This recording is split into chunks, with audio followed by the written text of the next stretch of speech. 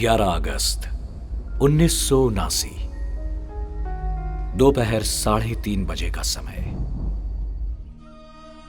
मोरबी शहर को चीर कर बहती मच्छू नदी में पानी बढ़ने से अचानक डैम की दीवार टूटी और देखते ही देखते पूरा शहर 15 फीट पानी में डूब गया।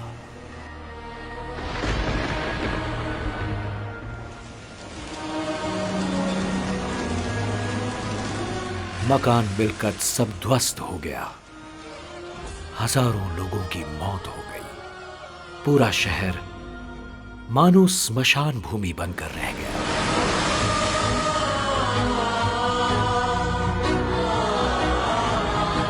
ये भीषण समाचार मिलते ही बड़ौदा स्थित परम पूज्य प्रमुख स्वामी महाराज तुरंत श्रद्धापूर्वक प्रभु प्रार्थना में जुड़ गए।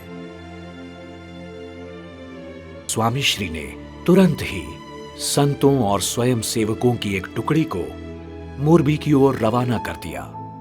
इस तरह हम मोरबी पहुंचे और मोरबी की हालत इतनी खराब थी कि बस तैरते तैरते किसी छोटी सी गली में जाकर फंस गई थी। जहां देखो वहां कई मृत शरीर और उसकी बदबू। और तात्कालिक फिर हम बापा का संपर्क साधने के लिए राजकोट आए और राजकोट बापा के साथ फोन पर बात की और परिस्थिति बताई। तब बापा ने सबसे पहले एक ही सुझाव दिया कि वहां पानी पीने की व्यवस्था है कि नहीं।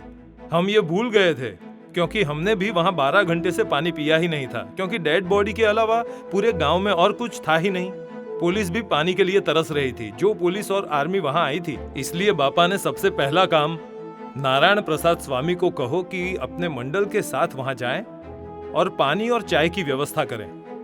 चाय तो हमारे दिमाग में थी ही नहीं, पर पुलिस कर्मियों के लिए सबसे पहले वहां चाय का स्टॉल शुरू किया। तब उन्होंने कहा कि हमें अभी भोजन से ज्यादा चाय की आवश्यकता थी, जिससे हमारा कुछ दिमाग चले। इस तरह अपनी संस्था ने पीने का पानी और चाय की जो व्यवस्था की, उससे लोगों को भोजन से भी विशेष आनंद हुआ।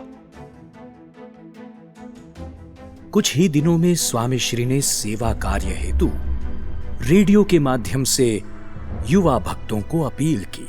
અત્યારે આ રાહત કાર્યમાં વિશેષ સ્વયંસેવકોની તાત્કાલિક જરૂર છે। બોચાસનવાસી શ્રી અક્ષર પુરુષોત્તમ સંસ્થાના યુવક મંડળના સમગ્ર યુવકોને આથી અપીલ કરીએ છીએ કે આપના તેમજ અન્ય સંસ્થાઓના પણ સેવાભાવી તમામ યુવકો અત્યારે મોરબીમાં અને તેની આજુબાજુના વિસ્તારમાં રાહત કાર્ય કરવા તૈયાર થઈ સીધા રાજકોટ રજપૂતપુરાના મંદિરમાં આ માટે સ્થપાયેલ કેન્દ્રમાં પહોંચી જાય અને ત્યાંથી સૂચના પ્રમાણે રાહત કાર્ય માટે નીકળી જાય। અત્યારે આ સેવા એ પરમાત્માની સેવા છે, પરમાત્માની સાચી ભક્તિ છે। इस अपील के प्रत्युत्तर में देखते ही देखते BAPS स्वामीनारायण संस्था के 35 संत और 1508 स्वयं सेवक राहत कार्य करने हेतु मोरबी पहुंच गए। तो तकरीबन दूसरे दिन 1500 प्रचारक वहाँ आ गए। वो पूरे ट्रक्स में आए थे और बड़ी बड़ी गाड़ियों में, ट्रक्स में जितने प्रचारक थे वो सब आ गए। तो उनका जहाँ कैंप था मिलिट्री का, वहाँ सभी स्वयं सेवकों को सुबह पहुँच जाना था और फिर आर्मी के मार्गदर्शन अनुसार सभी संतों और स्वयं सेवकों को 10-10 की टुकड़ियों में जिस विस्तार में जाने को कहा जाता था उस विस्तार में वो पहुँच जाते थे। स्वामी श्री की प्रेरणा से इन स्वयं सेवकों ने मानव और पशुओं के मृतदेहों का अग्नि संस्कार किया।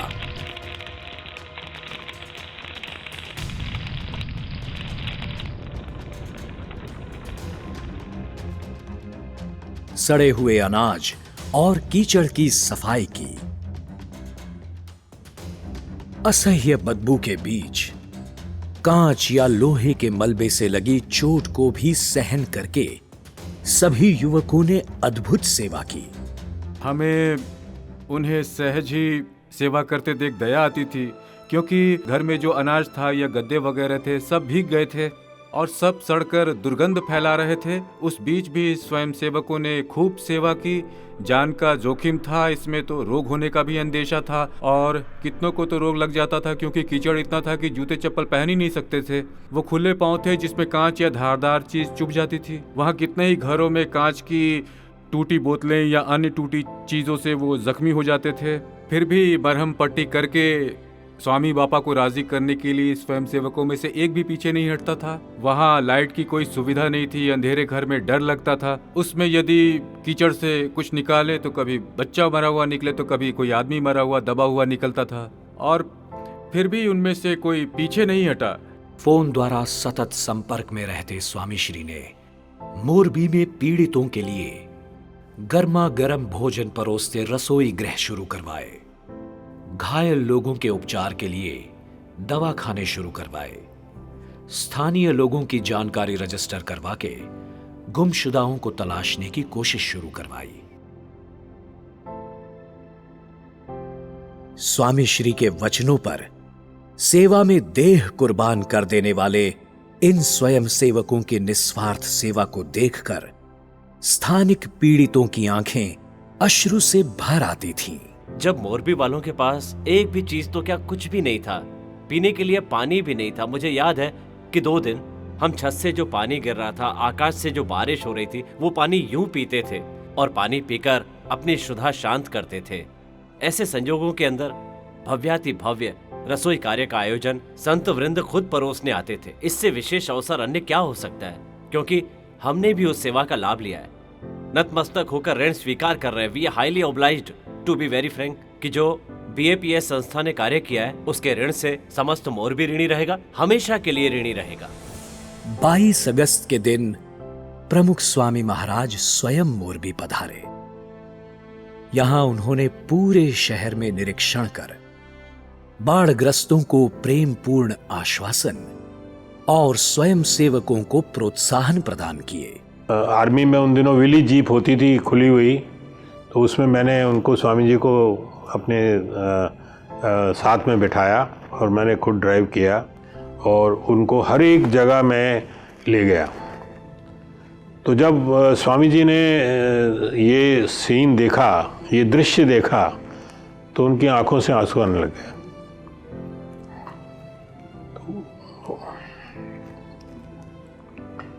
तो वो कहने लगे कि ये कैसे हो गया। जो पूर्व असरग्रस्त थे, जो भी विस्तार में हो, मुझे याद है वजयपुर विस्तार, कालिका प्लॉट विस्तार, धर्मागढ़ विस्तार, हर जगह पर जाकर उन्होंने उनके दुख दर्द बांटने का कार्य किया कि मैं आपके साथ हूँ, हम सब आपके साथ हैं। वो सचमुच बहुत ही कठिन कार्य था, क्योंकि उस समय जो असरग्रस्त लोग थे उनके मन में इस दुर्घटना का भारी सदमा था, और इस सदमे को सामान्य स्थिति में बदलने के लिए जो शब्द, उसमें भी ऐसे महान वैश्विक संत, जिसे कह सकते हैं वैश्विक संत के शब्द, ऐसा जादुई असर कर गए कि सचमुच मोरबी के लोगों को लगा कि हमारे दुख में सहभागी होने के लिए इस BAPS संस्था ने ये भव्य सेवा का अश्वमेघ यज्ञ का आरंभ किया है।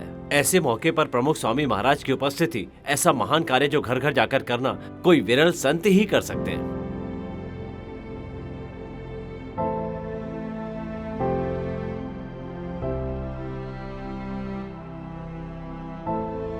स्वयं सेवकों की सभा में स्वामी श्री ने सेवा का हेतु बताया। તો દરેક ખૂબ ઉત્સાહથી અહીં આવ્યા છો, તો આપણને કદાચ બીજી અગવડ સગવડો પણ પડે, સુવાની, ખાવાની, બેસવાની, એની પણ પરવા કર્યા સિવાય આ એક સેવા જબરદસ્ત રીતે આપણને મળી છે, માટે બરોબર કરજો। અને આ પણ આપણું જ પોતાનું જ કાર્ય છે।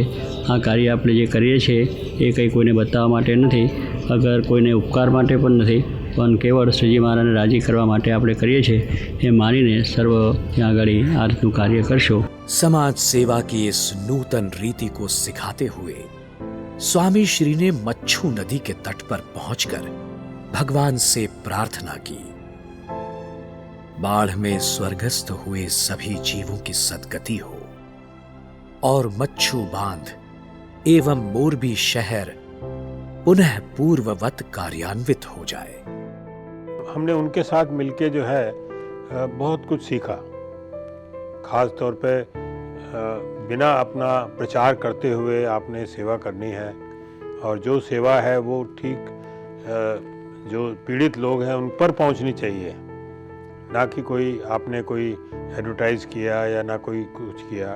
और मेरे हिसाब से स्वामी जी ने जो है उस टाइम पर प्रमुख स्वामी जी ने बहुत की कृपा से और उनके शौर्य से जो है ये सारा काम पूर्ण हुआ है। जब पुनर्वास शुरू हुआ तब घरों के सर्वे करके उस घर में क्या क्या जरूरत है उसके लिए स्वयं सेवकों को राउंड द क्लॉक 24 घंटे उस कर्मयोग में जोड़ करके सचमुच सर्वे करके किसको क्या क्या जरूरत है वो वस्तु पहुंचानी थी।